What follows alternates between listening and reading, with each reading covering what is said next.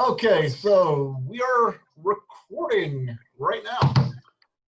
So this week I'm going to talk about last week I started talking about the flow of food, which is this idea of everything that happens to the food from the moment that it's grown until it ends up on the plate. And at some stages, we're responsible for it. And it's important to kind of think of it as a process. It's not that, oh, I'm cooking food or, oh, I'm serving food. It's like this process the food moves through.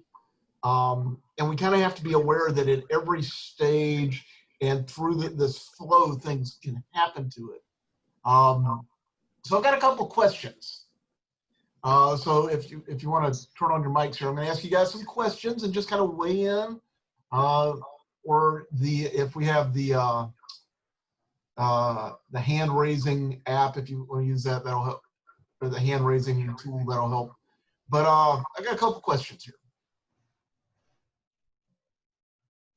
Okay, so true or false? Just what do you think?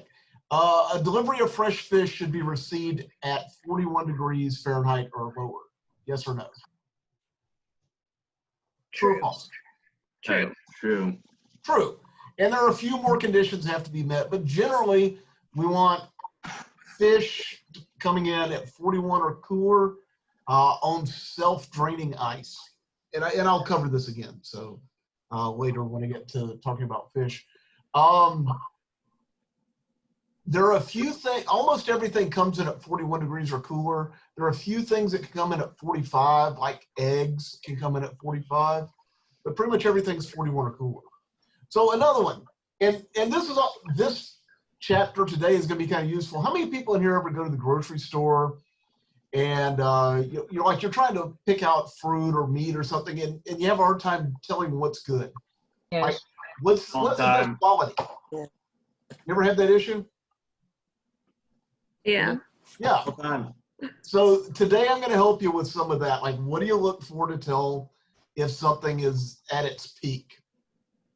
So next question. Turkey should be rejected if the texture is firm and springs back when touched. So kind of imagine you have a piece of turkey and you press it with your thumb and it springs back into shape. Should you reject that? True. Actually, that one's false. False. Because okay, so when it's fresh, when it's freshly butchered, it's going to have some texture to it. It's got muscle tone, because what we eat are the muscles. And so when you press it in, it's going to spring back to shape. But as it gets older, the muscles start breaking down more, and so it'll leave an indentation in it. It won't spring back. It just mushes. It just turns to mush. And so we want something with a good texture to it. When you're trying to buy meat, it should be firm. It shouldn't be soft. Let's see. Let's say that you've got a box of frozen food, say steaks, and you open that box of steaks and there are ice crystals in the bag. You ever seen that, like in the grocery store? You're in the freezer section, they got bags of frozen food and they're full of ice crystals. It like coats. Yeah. So those you should reject that, because what those ice crystals mean is that food has been thawed and refrozen. Okay. Bugs me all the time in the grocery store. I go in there and I'm looking for seafood, and those bags of shrimp will be packed with ice crystals. And I know what's happened. At some point, they've thawed and refrozen. So your bag of you get a sack of flour. It comes in. It's dry when it comes in, but could it still be contaminated, even if it's dry? I think so. Yes. It could be. It could have gotten wet at some point. It could have bugs in it, or a number of other things we want to look at. The last one here, a supplier that's been inspected and is in compliance with local, state, and federal law can be considered an approved source. What do you think? True. True. Yeah, that's pretty much, because I keep telling you, buy from approved sources, buy from approved sources. That's pretty much what an approved source means. Okay, I'm going to go forward and just start talking about some stuff. So suppliers, approved suppliers, like I said, they are people who've been inspected and are in compliance with all the relevant laws. And there are health inspection laws at the state level, the local level, and at the federal level. So you have to be in agreement with all of them. For instance, if seafood doesn't cross state lines, it doesn't have to be inspected. So you can actually go buy seafood from people here locally that's never been inspected. None of their facility has to be inspected, anything, unless it's a local requirement. Give you a little bit of history here. Food safety, I'm a big proponent of food safety laws. This is one of those areas where the federal government likes, when they're looking to save money, when they're cutting the budget, they'll cut food inspection, which strikes me as a not very good idea. But the first two laws on the books about food inspection were the Pure Food Act of 1906 and the Meat Inspection Act of 1907. So did anyone in here ever have to read a book in high school called The Jungle? Yeah. You did? No. Yeah. Did you like it? No, not at all. Do you remember what the book's about? It's about the butchery industry in the early 1900s. Yeah. And it's gross. That's all I'm gonna say. It's gross. After reading that, I will never eat hot dogs again. Well, okay. The book was very popular, and after it, food safety laws got passed. Prior to that, there were none. And so in the book, they talk about things like rats falling into the rendering vats or into the grinders and being ground up, and like no control over the meat that shows up. When that book came out, Americans pretty much stopped eating all forms of sausage and ground meat for a long time because of the impact. But one of the worst cases is there was a company called Durham's Leaf Lard. You know, and lard is animal fat that's been rendered. And what had happened was an employee of the factory had actually fallen into the machinery, and it was cheaper and easier to run him through and process it than clean the equipment. So he actually got turned into lard and sold. So when people complain about, you know, government waste and things like that, just keep in mind there's a reason why we have these laws in place and why we have health inspectors and why we require inspections of food processors and stuff. There's a historical reason for it. We go forward a little bit, we get the USDA. It was created in 1962. And basically what they're looking at is mostly meat and poultry. And they require a system called HACCP, which is the hazard analysis of critical control points. And there's a whole chapter on HACCP later in the semester, so don't just, it requires HACCP. They inspect basically meat. They do some inspections of seafood through the FSIS, but the seafood laws are complicated. We have the FDA, which was created in 1906, and they inspect food processors.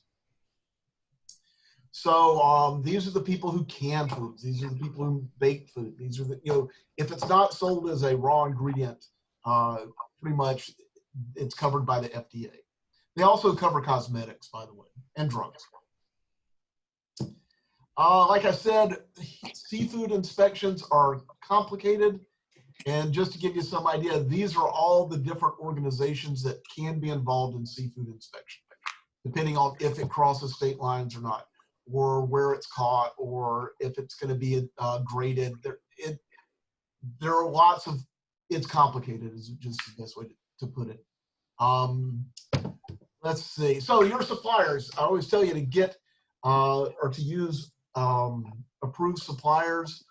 And your suppliers, one thing you want to do is you want to look at their inspection. So if they get health inspected, you want to ask to see those.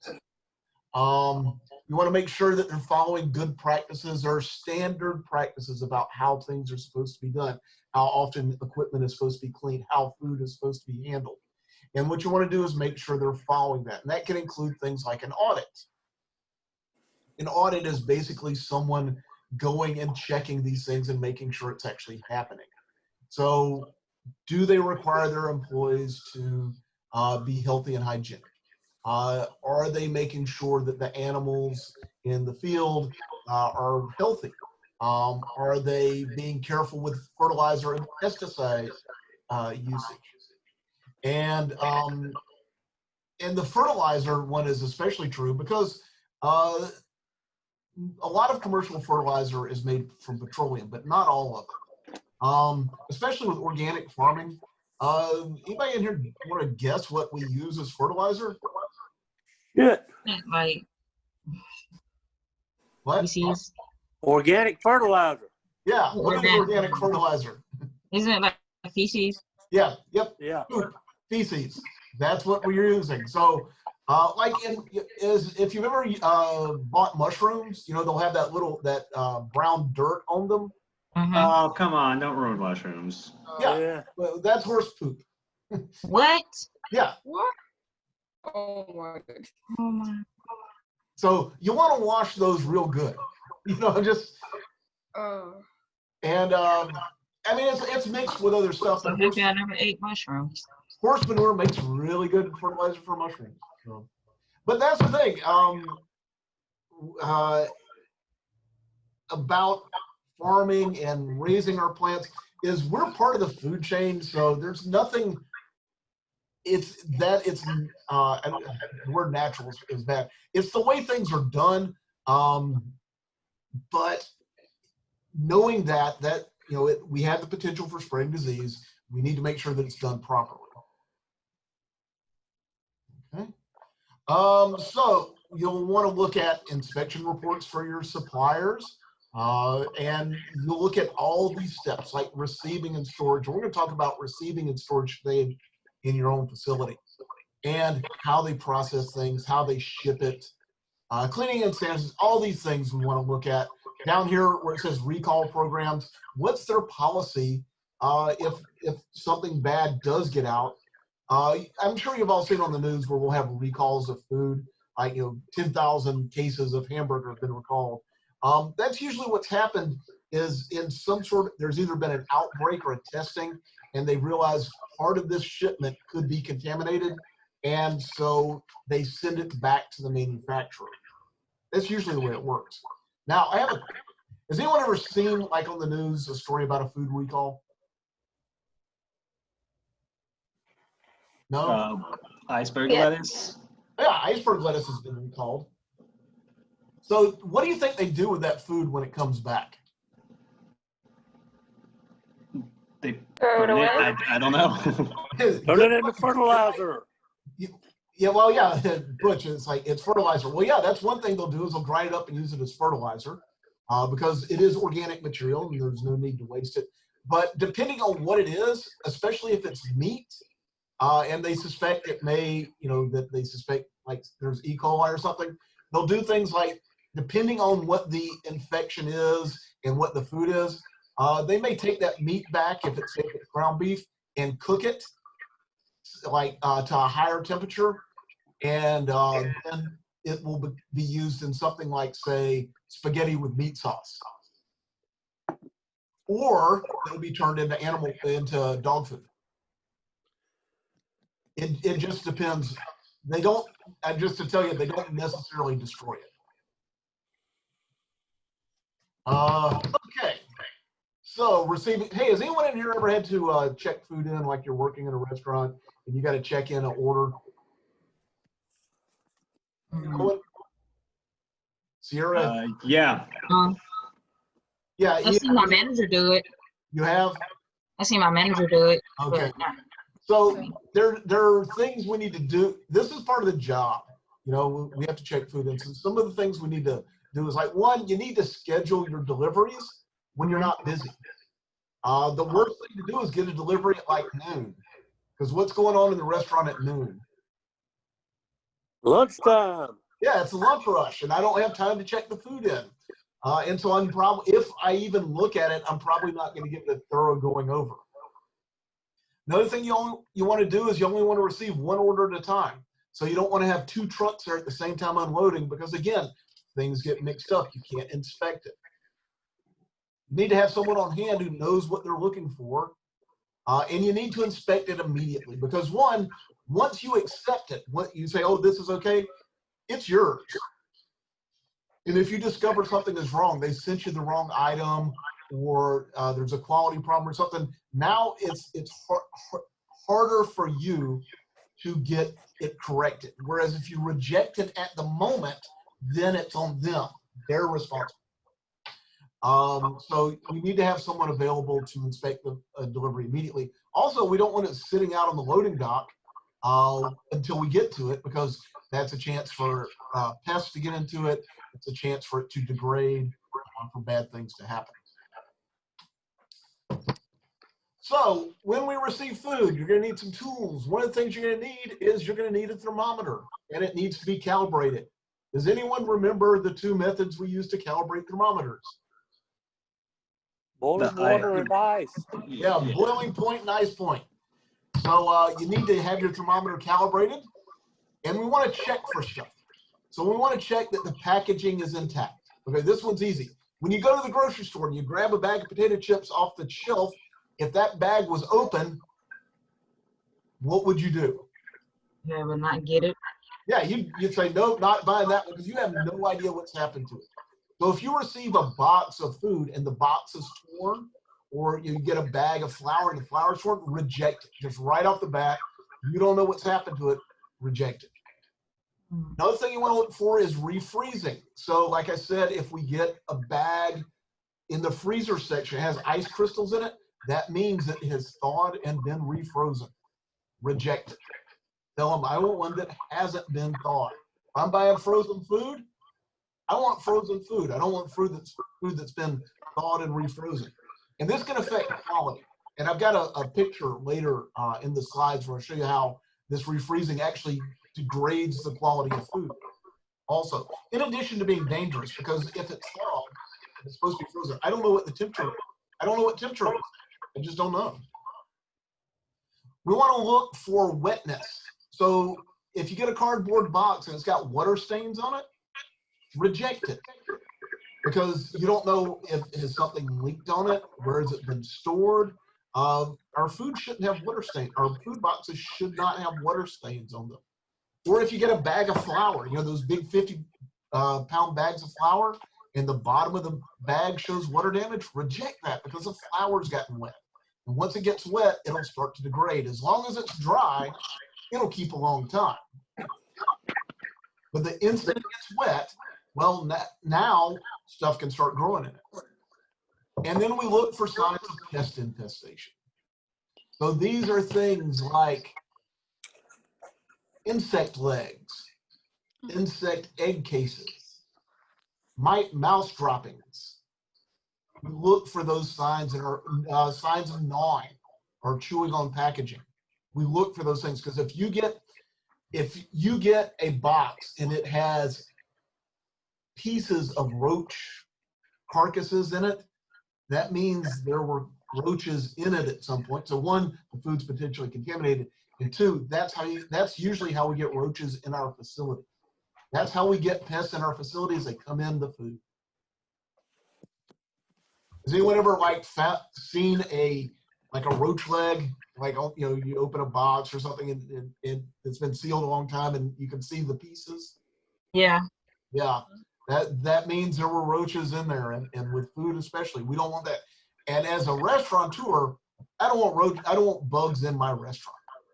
You know, if you're eating in a restaurant and you see a roach on the floor, how do you react? I probably leave. Yeah, Yeah. you leave, right? And you tell everybody. Yeah. You know, it's bad. So yeah, inspect the packages, looking for pests. So I'm going to go through some of the steps that we do for receiving. So when we receive meat, poultry, and fish, we want to take the temperature. You take the temperature in the thickest part. because that's going to be the last thing to heat up or cool. So in a chicken breast, you do it in the thick part. You know, like a chicken breast is thick on one side and thin on the other. You want to do it in the thick part. You don't like stick it in the end of something. You stick it in the middle, and take the temperature. And typically we want it below 41 degrees. There are a few exceptions, but 41 degrees. So for meat, you know, stick the thermometer in there. But sometimes we have things that we can't just stick the thermometer in. All right, what sort of things can we not stick a thermometer in?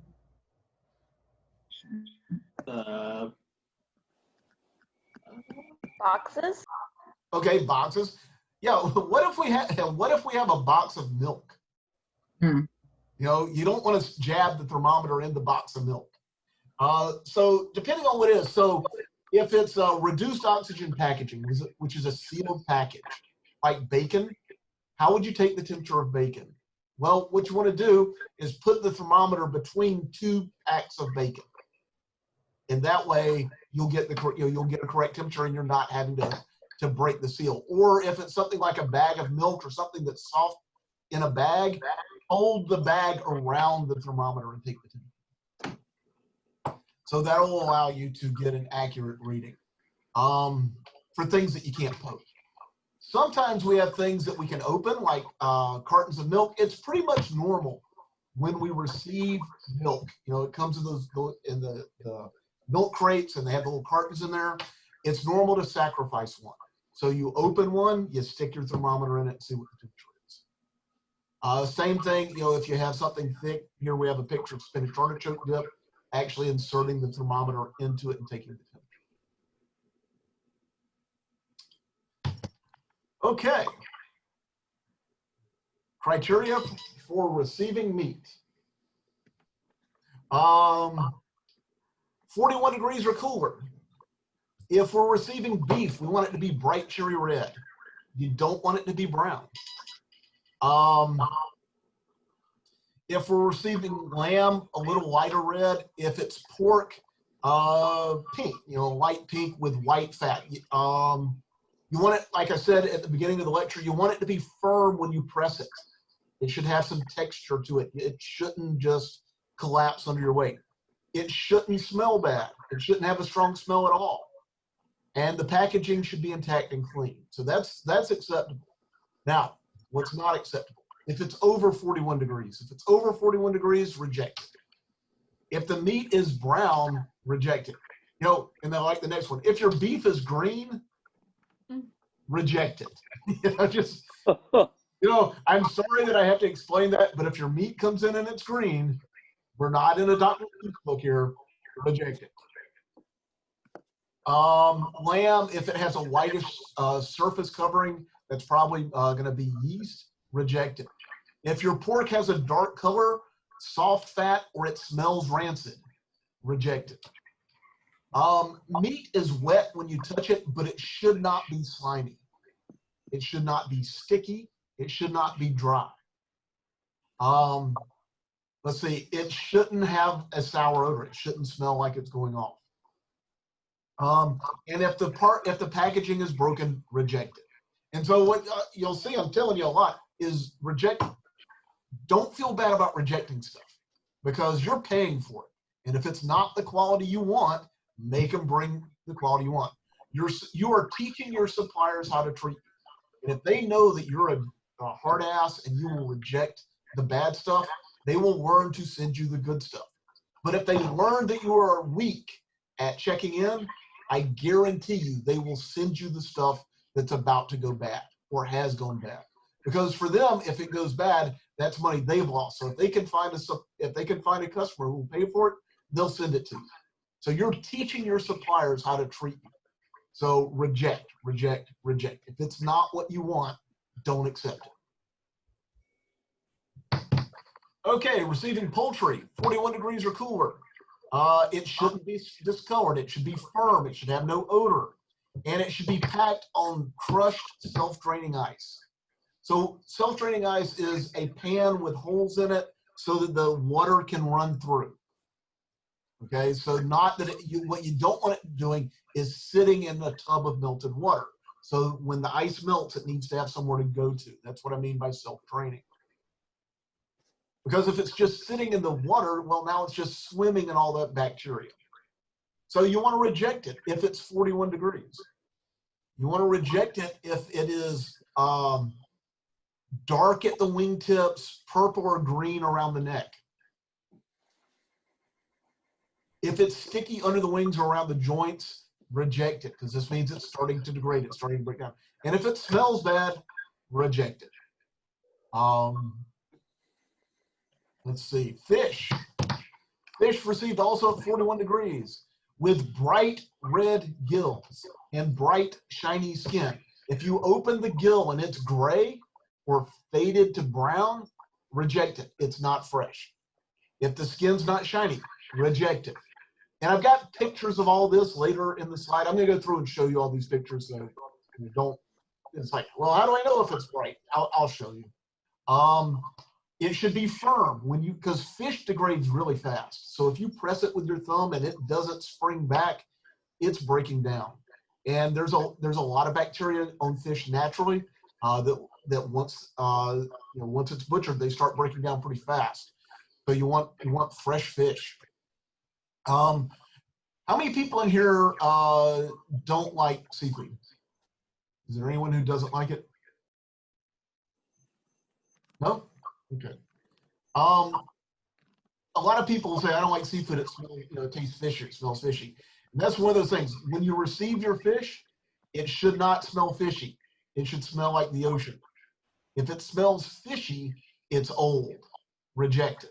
It should smell fresh. It should smell like the ocean. The eyes should be bright.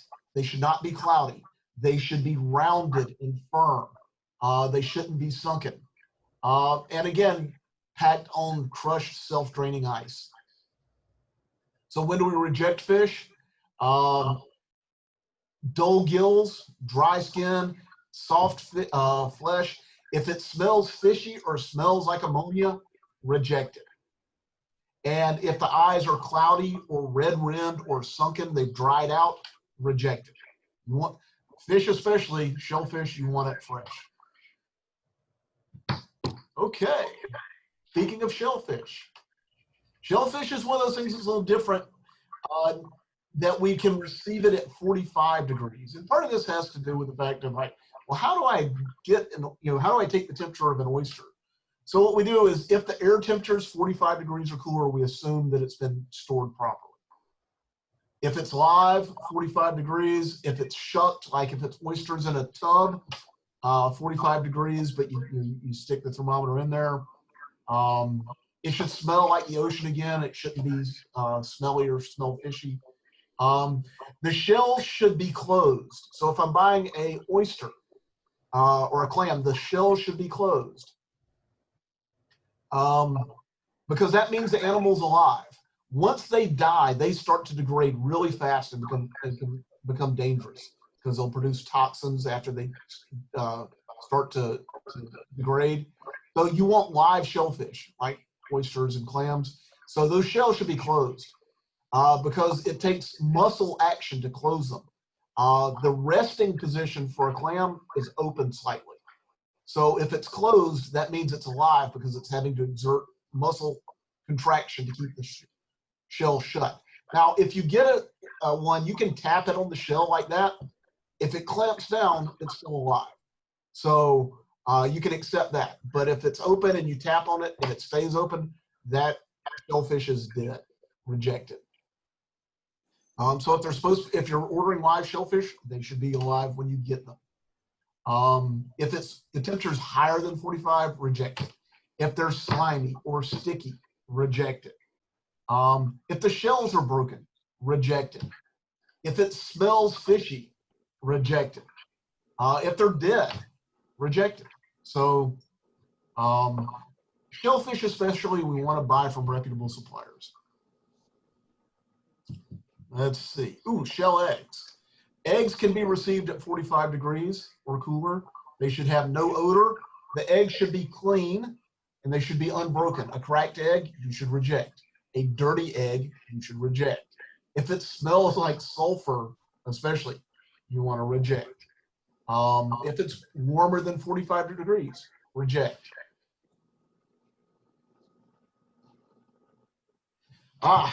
Dairy. So when you get your dairy products, they should be 41 degrees or cooler. You want to buy pasteurized dairy products. Does anybody know what it means when I say pasteurized? Been heated up. Yeah, you cook it slightly for a extended period of time to kill any bacteria that are harmful that are in it. And some people say, oh, for health benefits, you should get unpasteurized. No, that's a risk that's unacceptable in a restaurant. Some people say, oh, the flavor's better with unpasteurized. Again, not worth the risk in a restaurant. If I'm feeding a population, I don't know everything about them, and they're paying me for my food, I'm taking zero risks, zero. So make sure your dairy products are pasteurized. If you're ordering milk, it should be sweet. It shouldn't be sour. You know, if it's sour, it's gone off. Butter should be sweet. It should have a firm texture, consistent color. Cheese. There's so many types of cheese, so I like this description. It should have the typical flavor, texture, and color. Because what does blue cheese smell like? Not good. Smells like feet. But that is what it's supposed to smell like. And you know, if it smells like ammonia, then you have a problem. But as long as it smells like it's supposed to smell, that's okay. Whereas if you had something like American cheese, it doesn't have much smell at all, or cheddar or something like that. So whatever the appropriate texture, flavor, color is for it, that's what that's what we want. You want to reject it if it's warmer than 41 degrees. If the milk is sour or bitter or tastes moldy, reject it. If your butter is moldy, smelling or tasting, reject it. If the color is uneven, reject it. If it's sour, reject it. Cheese, if it's basically not what it's supposed to be, reject it. And a lot of cheese is made with mold, but if you have a cheese that's not supposed to have mold on it, reject it. So if you get cheddar cheese that has mold on it, or Parmesan that has mold on it, reject that. Whereas if you have blue cheese or brie, well, it's supposed to have mold. Produce. This one's a little hard, but basically, fresh produce should be firm. It should smell. As food ripens, the chemicals in it change. So like with bananas, when they're green, they're full of starch, and that starch changes to sugar. And it undergoes some other processes too. But one thing you'll see is the smell changes. So it'll become more intense as it ripens. So ripe bananas smell like bananas. Ripe cantaloupe smells like cantaloupe. One that's not ripe won't have as much smell. So we look for that. You look for and every one of them is different. Potatoes are supposed to be firm. Avocados are supposed to have slight give to pressure. This one is one you have to learn the different things that are appropriate. But basically, things should be firm. They should be in good condition. One thing to keep in mind about plants is that basically plants are water balloons. The cells in them, the cell walls are full of water. So has anyone ever noticed that lettuce or celery will get limp in the refrigerator if you put it in there long enough? It'll just it'll just kind of do that. Well, that's actually what's happening is your refrigerator is drying it out. It's pulling the moisture out of the cells. And so the moisture in the cell is what fills it up and gives it structure. And as the moisture goes away, it just gets limp. So one thing you can do with lettuce and celery when it's limp is you can actually put it in your sink of ice water and it will crisp back up. But you don't want to receive it that way. If it's limp when you get it, reject it. Get the good stuff. So things we reject for, if it has insects, if it has an infestation, reject it. Now, the reality of our food is occasionally it has a bug in it. You can reject that, but I generally try really hard to inspect, but it's still not that unusual, you know, to be cutting lettuce and dang, there's a ladybug in it or something like that. But look for that. What we don't want is an infestation. We don't want a lot. We want to try and avoid that, because if you send that ladybug to the plate out to the customer, they're not going to be happy. So check for insects. Check for molds and cuts. Something like a cantaloupe is safe to eat. If it gets a cut through the skin, now it's potentially contaminated. We want to look and make sure things don't have cuts on them, don't have mold on them. We don't want them to be wilty or mushy. We don't want them to be discolored. You know, your tomato should be bright red. If it's got a big brown mushy spot on it, reject it. And if it just smells unpleasant or tastes wrong, reject it. And if it's past its expiration date, reject it. Ready to eat food. So these are things that aren't going to be, that don't have to be cooked now. So bread is a ready to eat food. Cracker is a ready to eat food. Ketchup. If it's supposed to be refrigerated, then it should come in at 41 degrees or cooler. Not all ready to eat refrigerated. Your ketchup, you know, you buy it, it's off the shelf. Once you open it, you refrigerate it. So it doesn't have to come in at 41 and cooler. And the packaging is intact. It doesn't have those things that you reject. Processed frozen food. If I buy frozen food when it comes in, it should be frozen. It should not be thawed. It should come in between 6 and 10 degrees. Wait, no, it should come in at 0. Ice cream can come in at 6 to 10. So why do we allow ice cream to come in a little warmer than other frozen foods? Anybody want to guess? Because it melts quickly? Well, that would be a counter argument to having it come in warmer. Has anyone ever tried to scoop ice cream that's really, really hard? Mm-hmm. Yeah, so that's why we let ice cream come in a little warmer, is because it actually gets really, you know, it'll get brick hard. I've actually broken a scoop off before. Like the metal end of the scoop broke off in the ice cream trying to scoop it. So if it's not frozen, we reject it. If the package is torn or there's a bunch of ice crystals in it, reject it. If there's water stains on it, like it's in a cardboard box, you can see water stains, reject it, because that means that it's thawed and refrozen.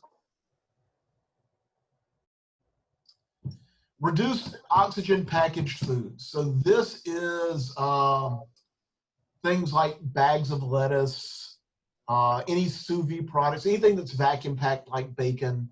What we want to do is make sure it looks like it's the appropriate color, that it's in good condition, the packaging isn't torn, and that it's not expired. And if it is if there's any problems with the packaging, reject it. And if it has color that's off, if it's slimy, if it has bubbles, if there's too much liquid, like if you get a package of bacon in the grocery store and it was full of bubbly water, what would you do? Put it back. Yeah, that's not the bag of bacon I want. I'm going to put that back. So canned goods. And the danger here is botulism. So the likelihood is low, but the risk, you know, the danger is very high. So what we want from a canned good is that the can is not dented. It's in good condition, and especially around the top of the can. So this part of the can right here where the edge meets the top, there's a dent right here in the edge. Especially, that's a high likelihood that there could be a problem with that can, that it could have a leak, just because of the way they manufacture cans. So we want to reject it. So if the can is swollen, if the can has a leak, if the can has a dented seal, if the can has rust, because rust can actually eat through the can and create tiny holes, reject it. It is a critical health violation. The health inspector will write you up if you have a can with no label, because you don't know what it is. You don't know how long it's been there. So if you, for instance, have a can of tomatoes come in and the label falls off, or the label is off, reject it. Just boom, don't want it, bring me one with the label on it. If the product, when you open it, is foamy, milky, or just wrong, reject it. Dry food. So things like flour or it could be dry food. Pastas are dry food. We want to make sure the packaging is in good condition and it looks like it's supposed to. If you have a hole or a tear in the packaging, reject it. If it is wet, reject it. If there's mold on it, reject it. If there's signs of pest infestation, reject it. Bakery goods. Bakery goods that it's received at the temperature the manufacturer says. So some bakery goods, like filled donuts filled with pastry cream, those should be refrigerated, whereas other donuts don't have to be. So whatever the manufacturer says is appropriate is the temperature you want to receive it at. Packaging is in good condition. If the temperature's wrong, or if there are any signs of tearing of the package or pest infestation or anything like that, reject it. Potentially hazardous hot food. So if you're receiving cooked food, it should come in at 135 degrees or hotter and undamaged. Okay, if it's not 135 degrees, reject it. Okay, I'm getting close to the end of these. There's only one thing in the kitchen that is sterile, that has that's food that has no bacteria on it whatsoever. And those are things that are ultra high temperature pasteurized. And pretty much what that is coffee creamers. Those little cups of cream and milk that you can put in your coffee with the foil lid on them, the little plastic cups. Those are sanitary.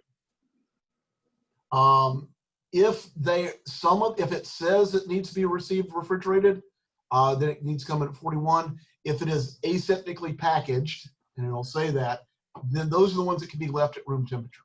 So that's why restaurants are able to leave those sitting out on the table, is they're sterile on the inside. So they've been ultra high temperature pasteurized, and they wash the containers with peroxide before they package them. Okay, so again, I've got a few questions for you. Which one of these should be rejected?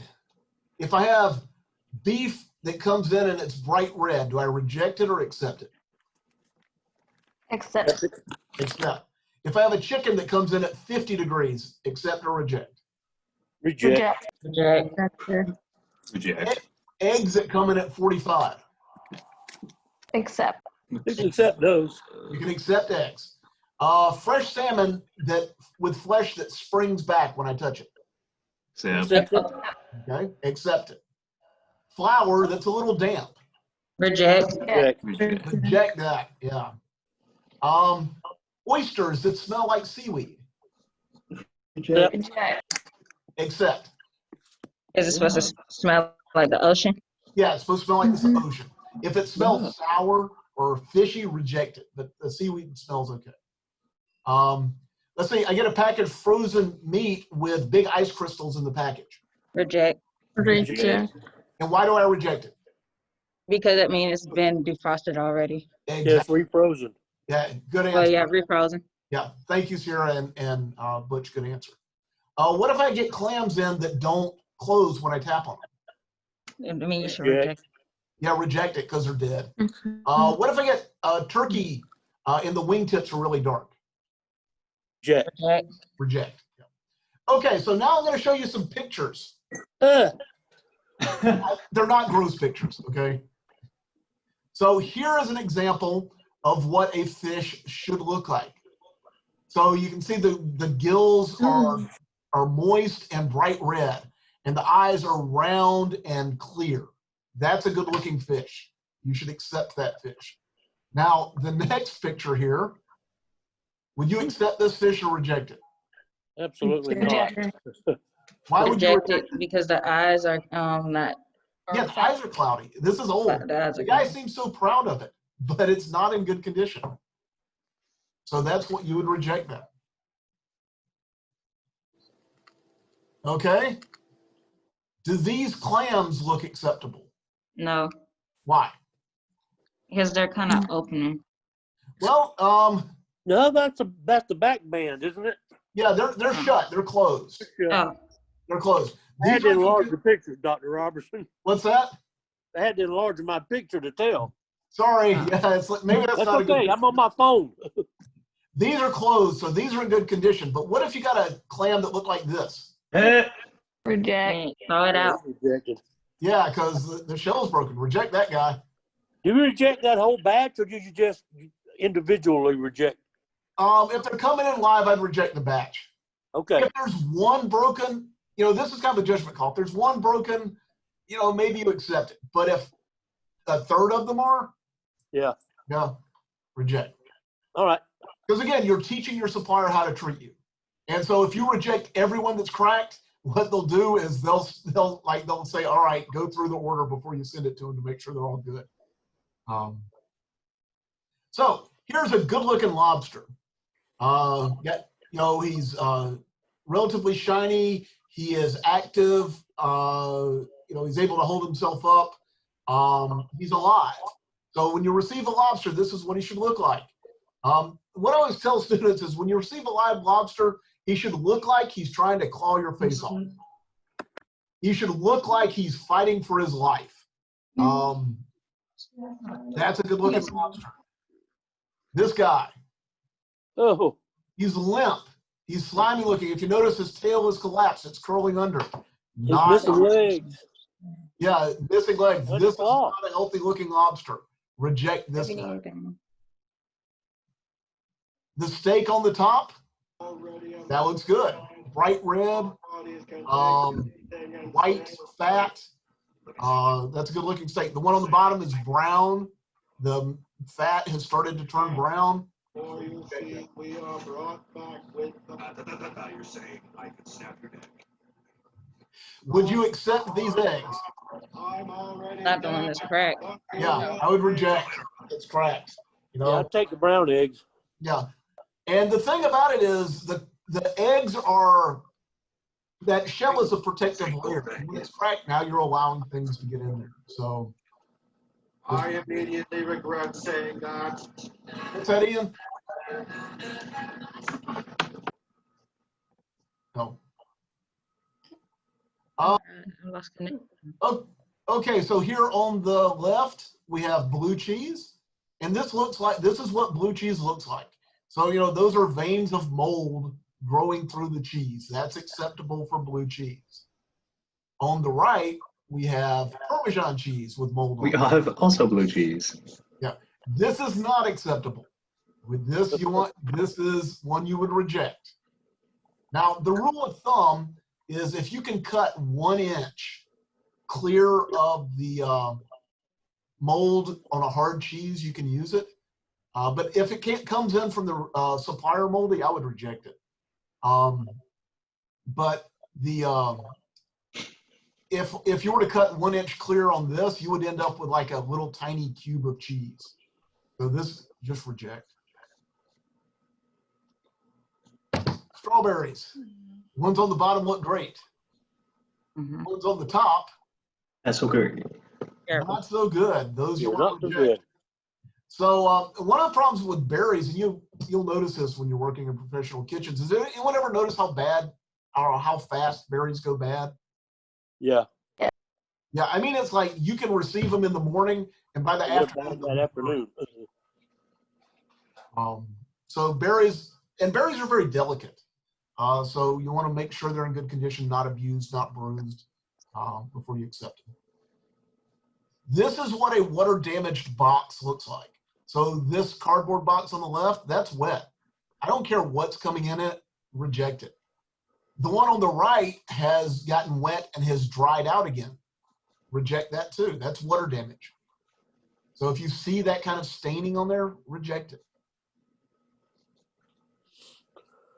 Okay. Now, these are strawberries, and these are both frozen strawberries. Now, sometimes when we're using fruit or any kind of vegetable or anything that's frozen, we will order them what's called IQF, individually quick frozen. So the ones on the left are IQF in good condition. they're individual strawberries. So there are a lot of things you can do with this. They're big, they're whole, they look good. You can use them in certain dishes where appearance matters. The ones on the right are IQF strawberries that have frozen or that have thawed and been refrozen. So you can see they're not individual anymore. They are not as in good a condition. So if I have an IQF, individually quick frozen, is expensive. So if I pay for IQF, like the ones on the left, and they come in looking like the ones on the right, reject. Because that's what you've wasted money. Here is a difference between slab pack and individually quick frozen shrimp. So again, if the IQF, the ones on the right, are more expensive because they're individually frozen, the ones on the left are bulk packed. They're cheaper. But again, if I am paying for IQF shrimp and they come in and they're all stuck together, that means they thawed. You want to reject them. If you get a bag of seafood that looks like this, what do you do? Reject. Reject. Why? Because it has ice Yeah, it's got ice crystals. It's got ice crystals. And the thing is, you go to Winn-Dixie and you look at their seafood in the freezer, this is what it looks like often. You know, it does. And so if you're in a restaurant, just reject that. You know, it's just not, it's not acceptable. And here are some cans. So if you look up here on the top right, you can see we have a can that has a dent. The middle can has a dent right on the seal, right on the edge. That can, if you get a can that comes indented, reject it. I've got an illustration here on the right that shows you how cans are made. So that lip of the can is actually two pieces of metal folded over. And if you dent it like that can is dented, it potentially opens it up where you can start getting bacteria and things coming in there. So a dent on the edge of a can is especially dangerous. And the picture there on the bottom is just the grossest canned good I could find. So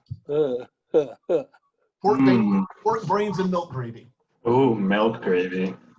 Yeah. And also, I would probably reject this can because it looks like the bottom of it is starting to swell to me. Those So are smart brains. What? Those are smart brains. They're all full. Yeah, you know, in addition to being really gross pork brains and milk gravy, it looks like they're starting to go bad. Okay, so that is receiving food. You guys have any questions, or can I clarify something or give you more detail on something? Anyone? Nobody? There's a lot of go back one picture so I don't look at pork brains anymore. Thank you. Okay, if you guys don't have any questions, I'm going to stop there. All right. Well, I can talk to you afterwards. What's that? I can talk to you after like everything is done. Oh, Sierra, you need to talk to me? Yeah. Yeah, just hold on the line on the chat and we'll talk. Okay. Okay, everybody, we're good. Have a good weekend. Bye. You too. Have a good weekend. All right. Thanks. Have a good one. All right, bye-bye. Have a good one. Bye. Hold on a second, Sierra. I'm going to stop recording. Okay. Okay. No need to record our discussion. Or should I? Am I in trouble? Am I in trouble? Should I record it?